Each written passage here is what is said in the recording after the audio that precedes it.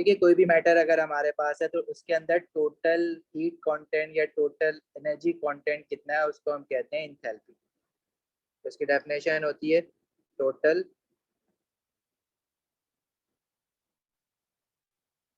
Energy content of a system. अच्छा, ये energy content जो है दो चीजों की वजह से होता है। अगर हम किसी भी सिस्टम को हीट सप्लाई करते हैं तो ये हीट एनर्जी की वजह से भी होता है, और अगर किसी सिस्टम पे वर्क डन करते हैं, वर्क डन मतलब इसको कंप्रेस करते हैं या सिस्टम जो है वो एक्सपेंड होता है, तो total energy content due to heat and work is known as enthalpy. Enthalpy का जो फॉर्मूला होता है वो होता है, अच्छा कुछ चीजें हमने एएस में नहीं पढ़ी हुई है तो यहाँ पे अभी इंथैल्पी के साथ मैं ऐड करवा रहा हूँ, वहां पे जरूरत नहीं थी। इनफैक्ट जरूरत यहाँ पे भी नहीं है, लेकिन एनर्जी का इंथैल्पी का प्रॉपर मीनिंग आपको समझ नहीं आएगा। ये फॉर्मूला आप A2 फिजिक्स में पढ़ोगे बहुत डिटेल में, तो हम इसके ज्यादा डिटेल में नहीं जाएंगे, सिर्फ फॉर्मूला लिखेंगे। ये होता है internal energy plus work done या heat energy plus work done. तो ये पी डेल वी जो है ना ये वर्क डन होता है, यू जो होता है वो हीट या इंटरनल एनर्जी इसको हम कह रहे होते हैं।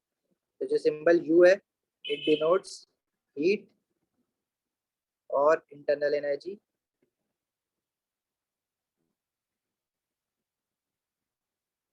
और ये जो पी डेल वी है ये बेसिकली कहलाता है वर्क डन या वर्क ऑन अ सिस्टम और वर्क बाय द सिस्टम।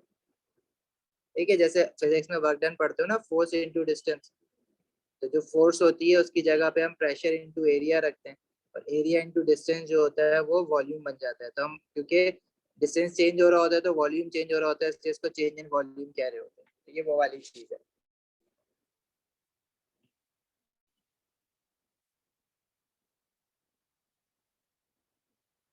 अच्छा, हम लोग जो है ना ओ लेवल से एक टर्म पढ़ते आए इंथैल्पी चेंज की। हम लोग इंथैल्पी तो कभी भी आपने डिफाइन नहीं किया होगा इस तरह से, आपने बस इंथैल्पी चेंज आपको पता है कि अगर कोई chemical reaction net amount of heat energy release कर रहा है तो वो एक्सोथर्मिक कहलाता है, अगर वो net amount of heat energy absorb कर रहा है तो वो एंडोथर्मिक कहलाता है।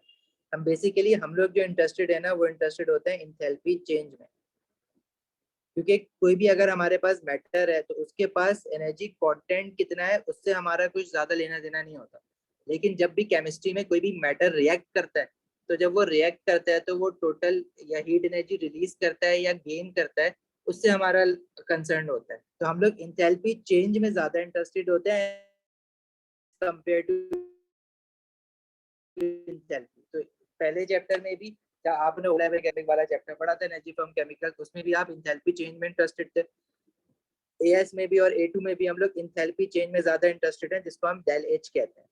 और इंथैल्पी चेंज बेसिकली क्या होता है, whenever a chemical reaction happens तो अ सिस्टम रिलीजेस एनर्जी और एब्जॉर्ब्स एनर्जी। सर ठीक A2, है, अब रिलीज कहाँ पे करता है, सराउंडिंग है। सर A2 में जी, हमारे पास इंथैल्पी चेंज वो अलग अलग तरह की भी होंगी ना, और भी होंगी ना? और भी हैं इंथैल्पी चेंजेस, जितनी भी है एएस में वो पहले रिवाइज करेंगे, उनकी डेफिनेशन देखेंगे, और फिर जो A2 में नहीं है वो वाली भी देखेंगे, ओके सर। न्यू जो आ गई है।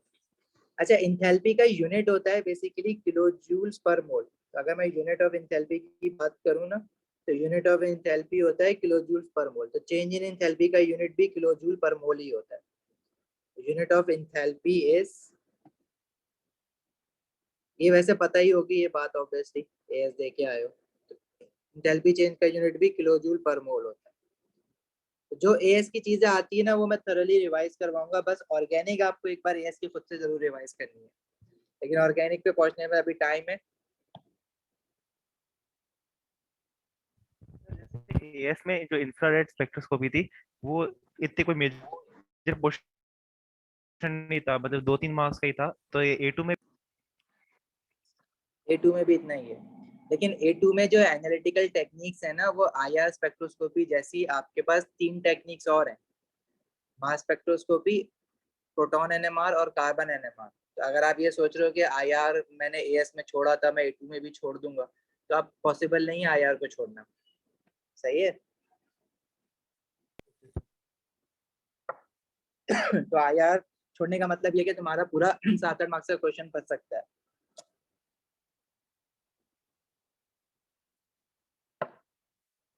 अच्छा, इंथैल्पी चेंज हमारे पास बेसिकली क्या होता है, whenever a chemical reaction happens heat net amount of heat energy absorbed or released to the surrounding by the system during a chemical reaction.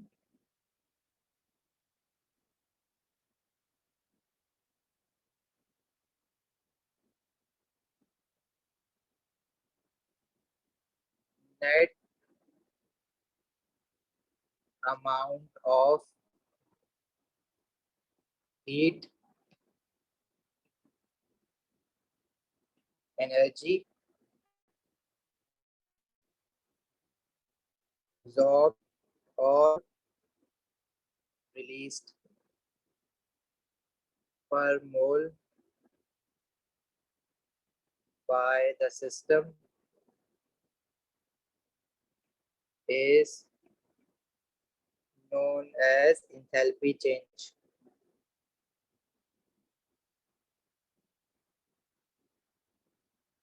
On the basis of enthalpy change हम decide कर सकते हैं कि हमारा reaction endothermic है या exothermic है।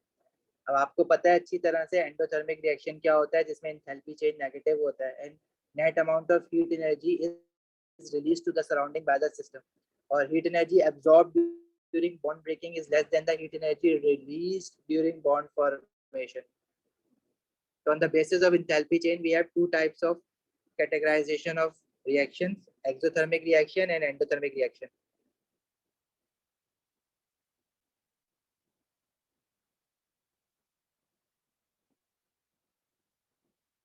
तो exothermic reaction क्या था?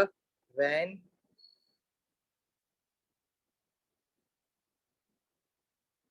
heat energy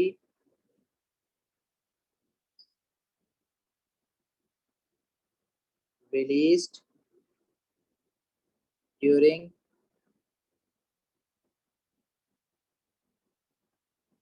bond formation is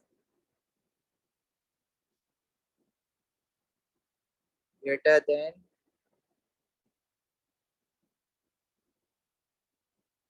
heat energy absorbed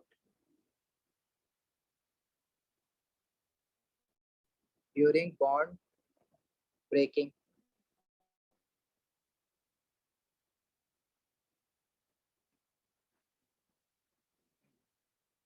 अच्छा, इसका आप एनर्जी प्रोफाइल डायग्राम भी बनाते थे, ओ लेवल में भी बनाया है, एएस में भी बनाया है, और ए2 के लिए भी आपको याद होना चाहिए एनर्जी प्रोफाइल डायग्राम इसका।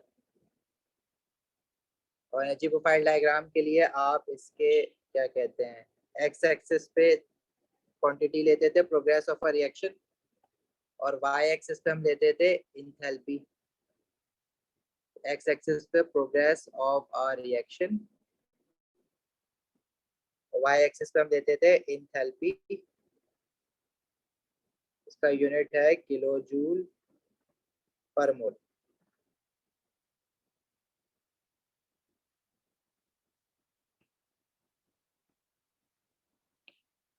अच्छा, इसमें एक्सोथर्मिक रिएक्शन में रिएक्टेंट्स जो होते हैं they are at a high energy level than the products.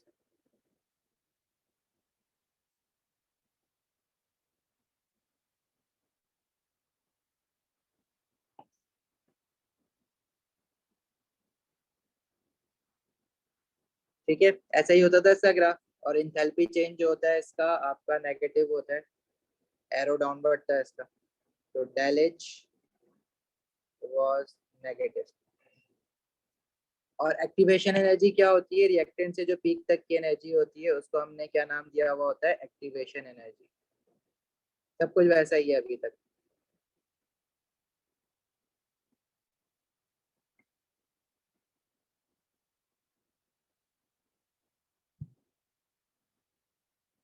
यही काम अगर मैं आपसे कहूँ कि एंडोथर्मिक रिएक्शन के लिए लिखो,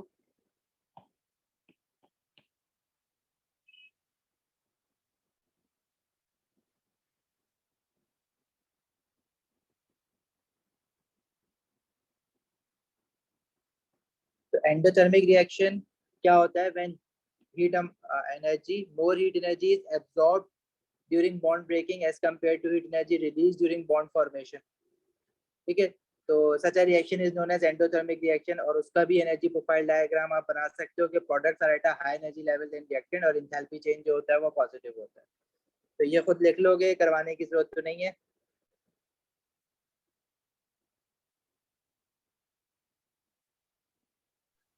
जी सर। ठीक है, तो एक पेज हम छोड़ रहे हैं, आप खुद कर लेना। ठीक है, हमारे पास देखो अब इंपॉर्टेंट चीजें क्या है, हमें ना इंथैल्पी चेंज समझ आना चाहिए कि इंथैल्पी चेंज क्या है, एंडोथर्मिक या एक्सोथर्मिक, पॉजिटिव या नेगेटिव। ठीक है, और इंथैल्पी चेंज जब हम लोग पढ़ते हैं ना, वो at a constant pressure study कर रहे होते हैं। बेसिकली अगर मैं रिएक्शन कंडीशंस चेंज करूं, फॉर एग्जांपल हमारे पास एक रिएक्शन है जिसमें मीथेन जो है वो रिएक्ट कर रहा है ऑक्सीजन के साथ, ये कंबशन रिएक्शन है, तो it will release heat energy, certain amount of heat energy. लेकिन अगर यही रिएक्शन मैं एट डिफरेंट टेम्परेचर्स करूंगा तो क्या होगा, इसका इंथैल्पी चेंज जो है ना वो डिफरेंट आएगा। मतलब मीथेन जो है वो अगर किसी गर्म इलाके में आप जला रहे हो तो वो हीट एनर्जी जो प्रोड्यूस कर रहा है पर मोल वो डिफरेंट हो सकती है एज कम्पेयर टू अगर आप ठंडे इलाके में जला रहे हो। तो डिफरेंट कंडीशंस पे इंथैल्पी चेंज डिफरेंट हो सकता है। अगर आप बोलोगे कि मीथेन का एक मोल जलाने पे लेट से 350 किलो जूल्स की हीट एनर्जी रिलीज हो रही है यहाँ पाकिस्तान में, जब टेम्परेचर आपका नॉर्मल टेम्परेचर जो है वो 40 डिग्री सेल्सियस चल रहा है रूम टेम्परेचर, या 35 चल रहा है, लेकिन अगर यही काम आप किसी नॉर्थ पोल पे अंटार्कटिका पे जाके जलाना शुरू कर दो और आप यही एक्सपेक्ट करो कि 1 मोल ऑफ मीथेन बर्न करने पे 350 किलो जूल की हीट एनर्जी रिलीज होगी, तो ऐसा जरूरी नहीं है। क्योंकि रिएक्शन कंडीशन चेंज करने से इंथैल्पी चेंज की वैल्यूज जो है वो डिफरेंट हो सकती हैं। तो चेंजिंग रिएक्शन कंडीशन में change the value of enthalpy changes. तो हम लोग जो है ना अपना काम स्टैंडर्डाइज करने के लिए, एक स्टैंडर्ड चीज पढ़ने के लिए हम लोगों ने क्या इंट्रोड्यूस कराया था, स्टैंडर्ड इंथैल्पी चेंजेस, जिसके ऊपर नॉट का सिंबल बनाया था। याद आया एएस वाला? बहुत ज्यादा पुरानी बात तो नहीं हुई है, आई होप सबको याद ही होगा।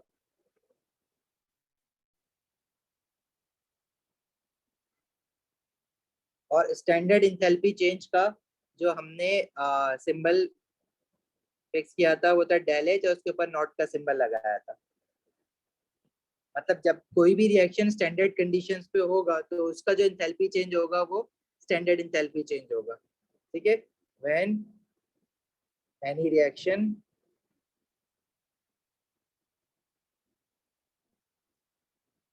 occurs at standard conditions,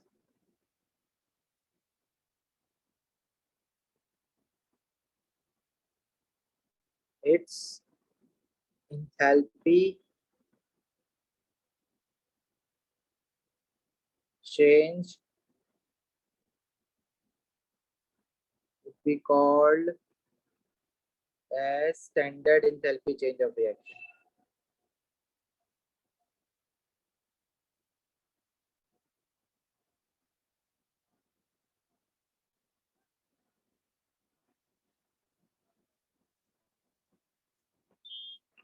सही है। अच्छा, स्टैंडर्ड कंडीशंस क्या पड़ी थी? स्टैंडर्ड कंडीशंस क्या होती है भाई? टेम्परेचर की क्या वैल्यू होती है स्टैंडर्ड टेम्परेचर की, प्रेशर की क्या वैल्यू होती है, ये सब अब दोबारा आपको याद होना चाहिए। जो स्टैंडर्ड टेम्परेचर होता है वो हमारा होता है 25 डिग्री सेल्सियस या फिर 298 केल्विन। इसी तरह जो स्टैंडर्ड प्रेशर होता है हमारा वो कितना होता है, 1 एटमॉस्फेयर। ठीक है, अच्छा इसको मिलीमीटर ऑफ मर्करी में हम कहते हैं 760 मिलीमीटर ऑफ मर्करी, एजी। अरे ये और स्टैंडर्ड कंडीशंस वापस एक बार समझा दें, मेरा नेट डिस्कनेक्ट हो रहा था बार बार। स्टैंडर्ड कंडीशंस वापस बता दें। देखो हम लोगों ने एएस में जितनी भी एंथैल्पी चेंजेस पढ़े हैं वो स्टैंडर्ड कंडीशंस पे पढ़े। स्टैंडर्ड कंडीशंस क्या होती है कि एक फिक्स टेम्परेचर और प्रेशर की वैल्यू पे किसी भी रिएक्शन का एंथैल्पी चेंज क्या है, क्योंकि अगर ये कंडीशन चेंज होती है तो डिफरेंट रिएक्शंस के डिफरेंट एंथैल्पी चेंजेस आ सकते हैं। तो यूनिफॉर्मिटी के लिए हम लोग स्टैंडर्ड कंडीशंस पे उन रिएक्शंस को पढ़ते हैं। अब स्टैंडर्ड कंडीशंस पे टेम्परेचर, स्टैंडर्ड टेम्परेचर क्या होता है, स्टैंडर्ड प्रेशर क्या होता है, वो वैल्यूज आपको याद, आपने एएस में भी किया, आपको दोबारा ए2 में भी करनी है। सही है, तो टेम्परेचर कितना होता है 25 डिग्री सेल्सियस या 298 केल्विन, और प्रेशर कितना होता है 1 एटमॉस्फेयर या 760 मिलीमीटर ऑफ मर्करी या 760 टॉर। अच्छा, अब ये 760 मिलीमीटर ऑफ मर्करी मैं क्यों बता रहा हूँ, 760 टॉर मैं क्यों बता रहा हूँ? देखो आप लोग A2 में आ गए हो ना, अब ये A लेवल के सिलेबस में मिलीमीटर ऑफ मर्करी और 760 टॉर नहीं गिवन है। मैं क्यों बता रहा हूँ, मैं इसका रीजन बता देता हूँ। ये मैं हाईलाइट इसलिए कर रहा हूँ कि ये A लेवल के सिलेबस के लिए आपको याद नहीं करना है। देखो मैं इसलिए बता रहा हूँ क्योंकि जब आप लोग A2 के बाद यूनिवर्सिटीज के टेस्ट के लिए जाते हो, एप्टीट्यूड टेस्ट के लिए, तो आप लोगों को बहुत मुश्किल होती है क्योंकि वहां पे टॉर भी यूज हो रहा होता है, मिलीमीटर और मर्करी भी यूज हो रहा होता है। तो वहां पे आप जो है बड़ा परेशान होते हो, चाहे आप एसएटीज के लिए जा रहे हो, चाहे वो पाकिस्तान की किसी यूनिवर्सिटी के टेस्ट के लिए जा रहे हो, MCAT CAT whatever it is. तो ये चीजें, कुछ चीजें मैं बीच बीच में ऐसी जरूर बताऊंगा तुम लोगों को, और मैं बता दूंगा कि ये ए लेवल के लिए याद नहीं करनी। अल्टीमेटली वो बाद में तुम लोगों को थोड़ी सी मुश्किल होती है, हम जब एप्टीट्यूड टेस्ट का पढ़ा रहे होते हैं। तो स्टिल यहाँ पे कुछ कुछ चीजें मैं ऐसी बताऊंगा जो बहुत कॉमन चीजें हैं जो आपको पता होनी चाहिए, और साथ में ये भी बता दूंगा कि भाई ए लेवल के लिए नहीं है, तो आप उसको बेशक हाईलाइट कर लो, मार्क कर लो कि अभी फिलहाल तो ये आपको याद नहीं होनी चाहिए, लेकिन letter after a level A2 के बाद आपको यूनिवर्सिटीज के लिए ये चीजें पढ़नी पड़ेंगी, याद करनी पड़ेंगी। अच्छा, इसके अलावा अगर कोई भी कंसंट्रेशन आपके पास इन्वॉल्व है ना, किसी भी सोल्यूशन की कंसंट्रेशन अगर है, अगर कोई रिएक्टेंट सोल्यूशन फॉर्म में है, तो उसकी जो कंसंट्रेशन होगी दैट शुड बी 1 मोल पर decimetre cube. Concentration of any solution involve in a reaction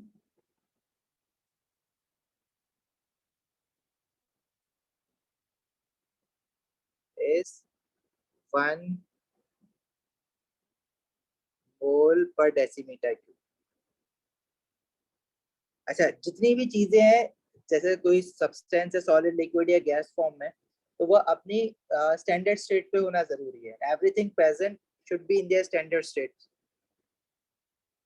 and everything, everything में मतलब कोई भी ना, रिएक्टेंट साइड पे हो चाहे प्रोडक्ट साइड पे हो।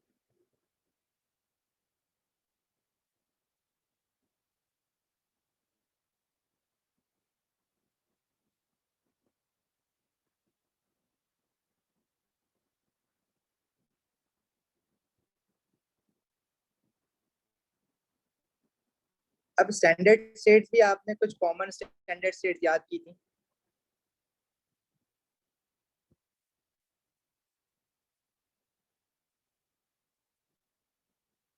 कॉमन स्टैंडर्ड स्टेट्स क्या है कि जो जो चीज आप अक्सर गलत करते हो ना, जैसे वाटर की स्टैंडर्ड स्टेट जो होती है ना वो लिक्विड होती है। तो स्टैंडर्ड स्टेट देखो, टेम्परेचर क्या, 25 degree Celsius, 25 degree Celsius room temperature के आसपास ही है ना। तो वाटर रूम टेम्परेचर पे आपको स्टीम फॉर्म में तो नहीं मिलेगा ना, गैस फॉर्म में तो नहीं मिलेगा, लिक्विड फॉर्म में मिलेगा।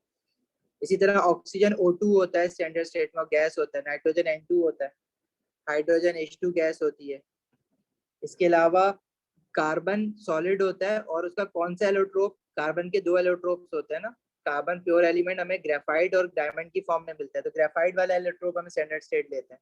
इसी तरह जो आपके पास नोबल हेलोजेंस है, क्लोरीन हो गया गैस फॉर्म में Cl2, फ्लोरीन हो गया F2 गैस फॉर्म में। ब्रोमीन की स्टैंडर्ड स्टेट Br2 लिक्विड होता है। इसी तरह आयोडीन की स्टैंडर्ड स्टेट I2 सॉलिड होता है। इसी तरह और जो गलत करते हो ना, फास्फोरस गलत करते हो। देखो फास्फोरस P4 सॉलिड होता है। सल्फर जो है एसिड मॉलिक्यूल होता है सल्फर का, 8 सल्फर एटम्स के साथ, वो भी सॉलिड होता है। बाकी जो मेटल्स होते हैं वो इंडिपेंडेंट एटम लिखते हो अलग अलग, सोडियम सॉलिड हो गया, मैग्नीशियम सॉलिड हो गया Mg, आयरन Fe सॉलिड हो गया। ठीक है, तो ये आप स्टैंडर्ड स्टेट्स होपफुली ये इसमें सबने याद की हुई होंगी, करनी पड़ती हैं। अच्छा, जब भी कोई केमिकल रिएक्शन होता है तो उसका एंथैल्पी चेंज होता है, और उस एंथैल्पी चेंज को हम enthalpy change of a reaction कहते हैं। अब अगर enthalpy change of a reaction क्या है कि either del H would be positive और नेगेटिव, चाहे या तो एंडोथर्मिक होगा या एक्सोथर्मिक होगा। लेकिन अगर ये किसी भी केमिकल रिएक्शन को हम स्टैंडर्ड कंडीशंस पे कराएं, तो वो जो एंथैल्पी चेंज होगा उसको क्या कहेंगे, standard enthalpy change of a reaction. एक और टर्म आ जाएगी स्टैंडर्ड, ये भी एएस में पढ़ा हुआ ही है सारा, बस इतना दोबारा से पढ़ने का रीजन ये है कि दोबारा से है सब कुछ। Standard enthalpy change of a reaction, और इसका सिंबल होता है डेल एच। और रिएक्शन के लिए ना हम अक्सर आर लगा देते हैं, यहाँ पे ना भी लगाओ लेकिन डेल एच तो होगा। नॉट लगाना पड़ेगा स्टैंडर्ड के लिए।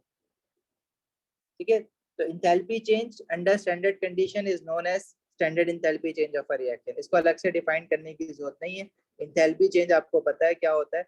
Enthalpy change under standard condition is known as standard enthalpy change of reaction.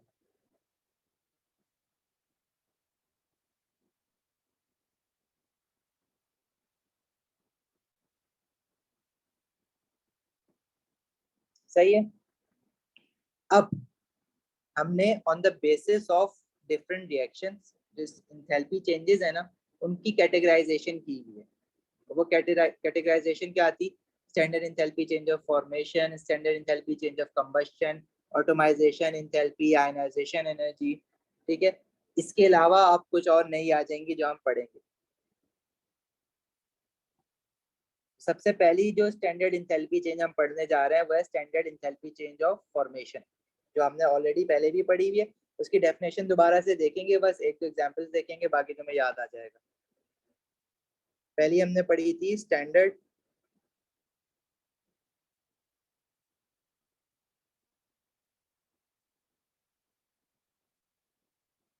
Enthalpy change of formation. इसका सिंबल होगा डेल एच एफ और नॉट का साइन आ जाएगा इसको।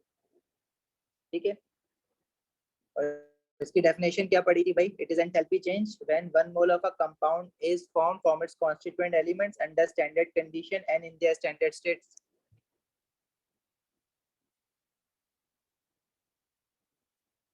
is a enthalpy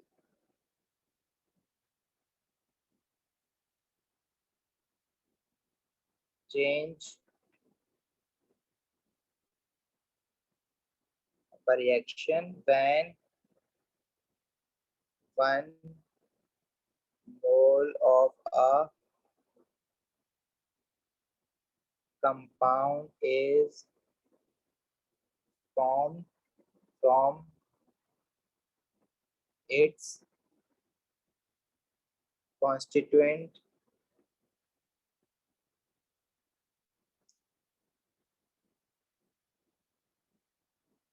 elements under standard conditions and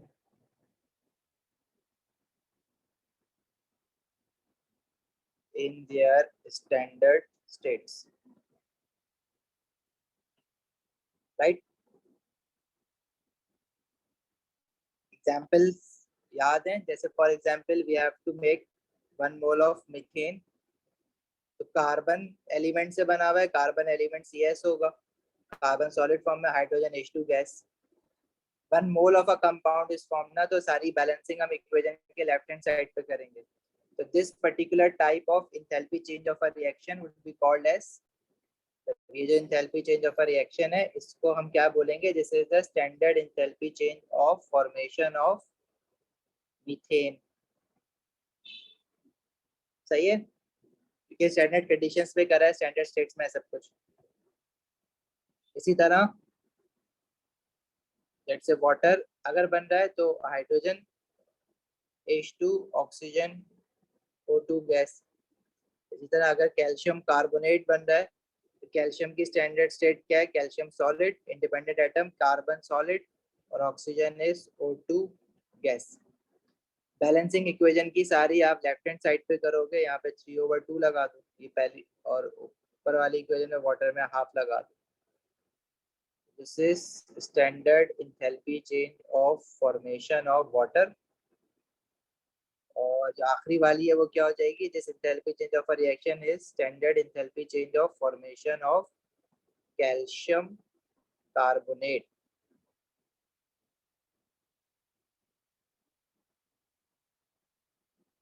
clear है यहाँ तक? दूसरी इंथैल्पी चेंज आपने क्या पढ़ा था,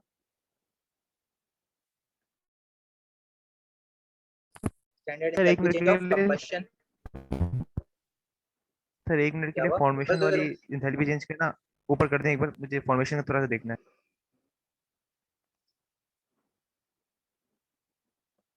क्या दोबारा बताऊं, ये कौन से एक बार रिव्यू देना इसका। साहिल आवाज नहीं है। देखो फॉर्मेशन क्या होता है, जब किसी भी चीज का वन मोल आप बनाते हो उसके एलिमेंट से, जैसे मीथेन में एलिमेंट कार्बन और हाइड्रोजन है, तो इक्वेशन के लेफ्ट हैंड साइड पे कार्बन की स्टैंडर्ड स्टेट आएगी, कार्बन की स्टैंडर्ड स्टेट होती है कार्बन सॉलिड, और हाइड्रोजन की स्टैंडर्ड स्टेट आएगी, हाइड्रोजन की स्टैंडर्ड स्टेट होती है H2 गैस। और जो बैलेंसिंग आप करोगे इक्वेशन में, वो as per definition one mole of a compound is form ना, तो मीथेन का वन मोल आपने फिक्स कर दिया, तो सारी की सारी बैलेंसिंग आप इक्वेशन के लेफ्ट हैंड साइड पे करोगे। इसी तरह जब one mole of calcium carbonate बनाया, तो कैल्शियम कार्बोनेट बना हुआ है 3 एलिमेंट से, कैल्शियम, कार्बन और ऑक्सीजन। कैल्शियम स्टैंडर्ड स्टेट में calcium solid, carbon carbon solid और ऑक्सीजन O2 गैस। तब आपने इसका मोल फिक्स कर दिया वन मोल ऑफ अ क्योंकि कैल्शियम कार्बोनेट का फॉर्मेशन देख रहे हो ना, तो आप सारी बैलेंसिंग इक्वेशन के लेफ्ट हैंड साइड पे करोगे। आ गई समझ? यस सर, समझ में आ गई, थैंक यू। इसी तरह दूसरे टाइप का जो एंथैल्पी चेंज है वो है standard enthalpy change of formation combustion.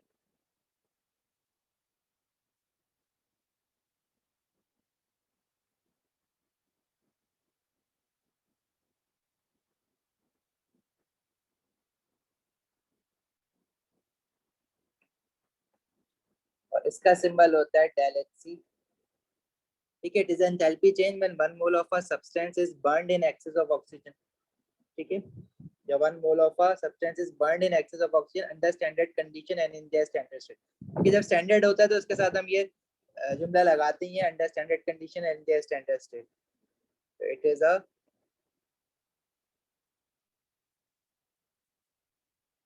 enthalpy change when one mole of a substance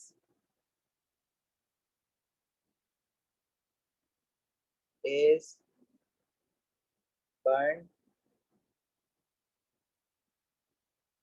in excess of oxygen under standard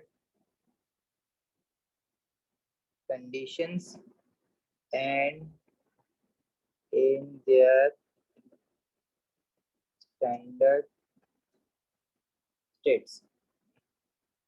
ठीक है, जैसे for example you have 1 mole of methane burned in excess of oxygen to form carbon dioxide and water। अब carbon dioxide और water बनना है ये जरूरी नहीं है, 1 mole of a substance should be burn. अब वो बर्न होकर कुछ भी बना सकता है, जैसे अगर मैं 1 मोल ऑफ कार्बन को बर्न करूं तो उसकी स्टैंडर्ड स्टेट कार्बन सॉलिड है, मीथेन की गैस, ऑक्सीजन में बर्न किया, ऑक्सीजन गैस फॉर्म में होती है स्टैंडर्ड स्टेट पे, तो वो सिर्फ कार्बन डाइऑक्साइड ही बनाएगा। सही है, अगर मैं हाइड्रोजन को बर्न कर रहा हूँ, H2 gas access of oxygen में जब बर्न होगी तो वो वाटर बनाएगी। ठीक है, तो 1 mole of carbon 1 mole of hydrogen, तो बाकी बैलेंसिंग अब दूसरी जो चीजें उनके साथ करनी होगी। तो इसमें यहाँ पे आ जाएगा। अच्छा जी, और सेकंड इक्वेशन तो ऑलरेडी बैलेंस्ड है, और थर्ड इक्वेशन में ऑक्सीजन के साथ हाफ आ जाएगा। These all are standard enthalpy change of reactions। और पर्टिकुलरली ये standard enthalpy change of reaction पहली वाली जो है वो कंबशन ऑफ मीथेन है, standard enthalpy change of combustion of methane. जो दूसरी वाली है वो standard enthalpy change of combustion of carbon है। अच्छा, ये फॉर्मेशन ऑफ कार्बन डाइऑक्साइड भी बन रही है, क्योंकि वाली डेफिनेशन भी पूरी हो रही है इसमें। Enthalpy change when 1 mole of a compound is form from its elements, ये उसके लिए भी सही हो रही है। और तीसरी वाली जो है वो कंबशन ऑफ हाइड्रोजन है, या फिर इसको फॉर्मेशन ऑफ वाटर भी कह सकते हैं, वैल्यू एक ही होगी, फॉर्मेशन ऑफ वाटर भी कहला सकती है, कंबशन ऑफ हाइड्रोजन भी कहला सकती है। सही है यहाँ तक बात? चलें आगे बढ़े। जी सर। अच्छा, थर्ड टाइप की हमारे पास जो एंथैल्पी चेंज है वो है standard enthalpy change of automisation.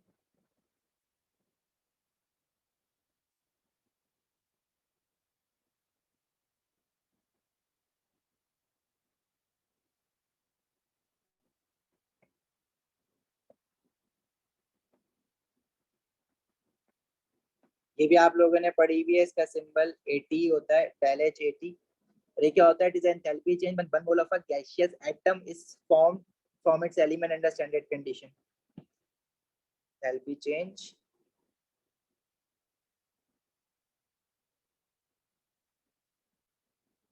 when one mole of a gaseous atoms are formed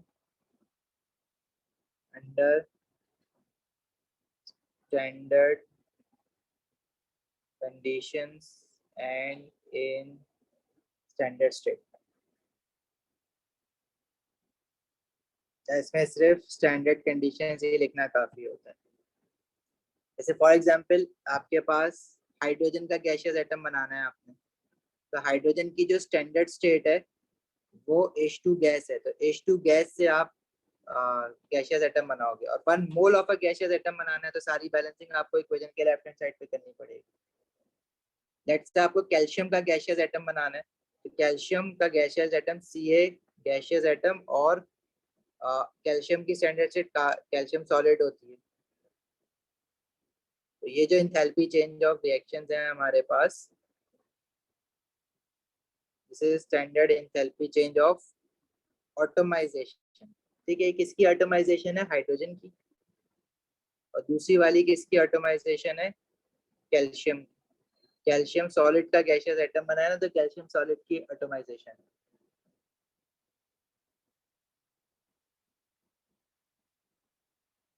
clear है यहाँ तक?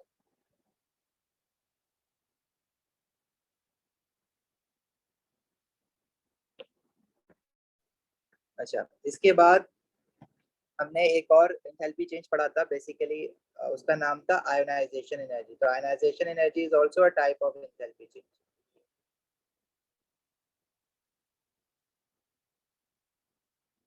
ठीक है, इसको हम IE के सिंबल से भी डिनोट कर रहे थे, और इसको ना डेल H और सबस्क्रिप्ट में IE इसके सिंबल से भी डिनोट करते हैं। इसके साथ भी स्टैंडर्ड का सिंबल लगा सकते हैं।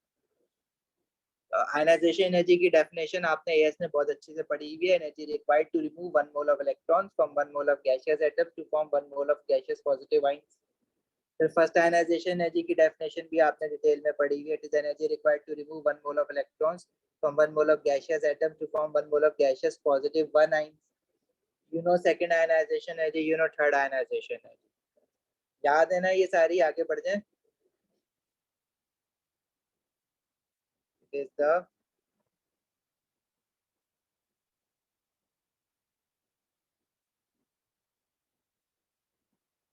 energy required to remove 1 mole of electrons from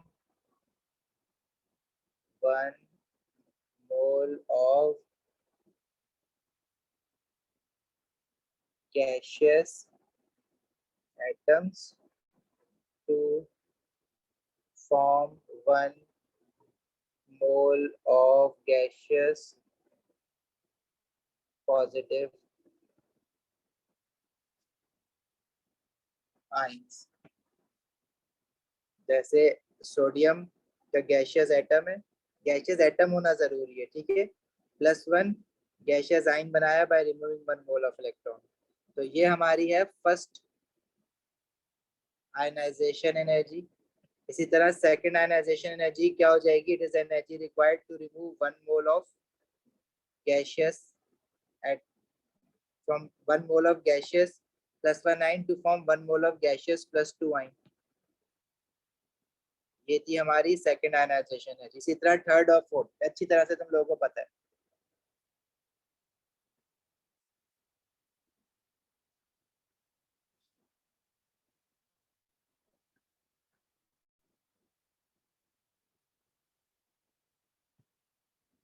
ठीक है, अच्छा, इसके बाद आपने एक और एंथैल्पी चेंज पढ़ी थी, standard enthalpy change of neutralisation.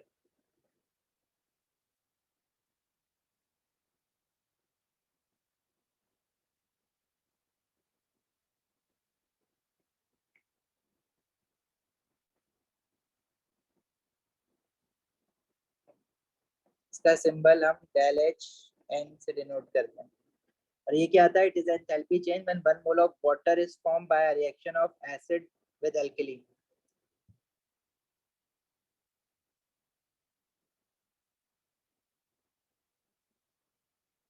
Enthalpy change when 1 mole of water is formed by a reaction of acid with alkali। और इसकी न्यूट्रलाइजेशन कोई भी एसिड और अल्कली हो सकता है, HCl और सोडियम हाइड्रोक्साइड भी हो सकता है, सल्फ्यूरिक एसिड और पोटेशियम हाइड्रोक्साइड भी हो सकता है। तो हमें आयनिक इक्वेशन न्यूट्रलाइजेशन की पता है, H positive ion, OH negative ion, H2O, जो कि हर एसिड और अल्कली की यही होगी, ठीक है। और इसका जो enthalpy change of a reaction है, that is standard enthalpy change of neutralisation.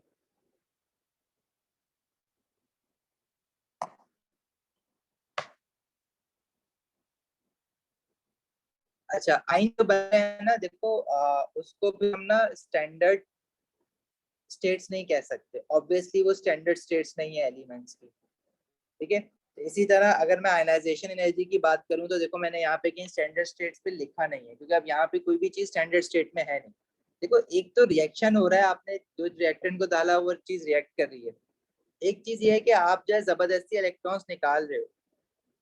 इसी तरह सिमिलरली जो न्यूट्रलाइजेशन है, वो एसिड जो है वो HCl, उसकी स्टैंडर्ड स्टेट तो गैस होती है, लेकिन जब उसको पानी में डाल दोगे तो वो एक्वस फॉर्म में बन गया और वो एक्वस अल्कली के साथ ही रिएक्ट होगा। तो यहाँ पे वर्ड हम स्टैंडर्ड स्टेट का लिख नहीं रहे, लेकिन देखो अब स्टैंडर्ड कंडीशंस तो हम फॉलो करेंगे ना इसमें। मतलब जो आप एसिड और अल्कली का रिएक्शन करा रहे हो वो रूम स्टैंडर्ड टेम्परेचर पे करा रहे हो, स्टैंडर्ड प्रेशर पे करा रहे हो, तो प्रेशर से तो कोई फर्क पड़ेगा भी नहीं उस पर, क्योंकि वो एक्वस कंडीशन है। लेकिन टेम्परेचर सराउंडिंग का क्या है, उससे फर्क पड़ेगा। इसलिए जो यहाँ पे स्टैंडर्ड न्यूट्रलाइजेशन कह रहे हैं ना, इसको वो टेम्परेचर की वजह से कह रहे हैं, जो आपका रूम टेम्परेचर है वो स्टैंडर्ड कंडीशंस के ऊपर है, ठीक है।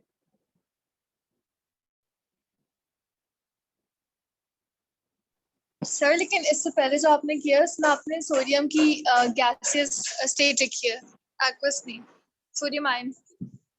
हाँ वो देखो सोडियम की आयन की स्टैंडर्ड स्टेट जो है वो ऑब्वियसली आयन की तो कोई स्टैंडर्ड स्टेट ही नहीं हुई ना, आयन स्टैंडर्ड स्टेट तो नहीं है। सोडियम की स्टैंडर्ड स्टेट तो सोडियम सॉलिड है, तो यहाँ पे तो गैस लेके आप, this is not a standard state. But ये जो चीज हम करवा रहे हैं इसको हम स्टैंडर्ड इंथैल्पी चेंज ही कंसीडर करेंगे, लेकिन इसको हम नाम नहीं देते स्टैंडर्ड इंथैल्पी चेंज, लेकिन हम आयनाइजेशन एनर्जी इसको कह रहे होते हैं। क्योंकि जब देखो अगर आप इसका इलेक्ट्रॉन निकालोगे तो ऑब्वियसली रूम टेम्परेचर से ज्यादा टेम्परेचर, आप स्टैंडर्ड टेम्परेचर से ज्यादा हीटिंग करोगे तो निकलेगा ना। स्टैंडर्ड टेम्परेचर तो 25 डिग्री सेल्सियस है, 25 डिग्री सेल्सियस पे सोडियम गैसियस एटम को हीट करने पे इलेक्ट्रॉन नहीं निकलेगा। समझ आई मरियम बात? क्या सर? सर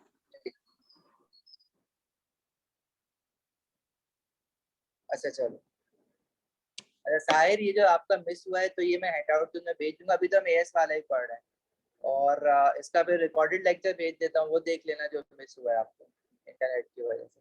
चलो आज की क्लास यहाँ तक रखेंगे, नेक्स्ट क्लास का टाइम जो है ना वो मैं आप लोगों को बता देता हूँ, सेंड कर दूंगा व्हाट्सएप पे, ठीक है। जा सकते हो अभी, अल्लाह हाफिज।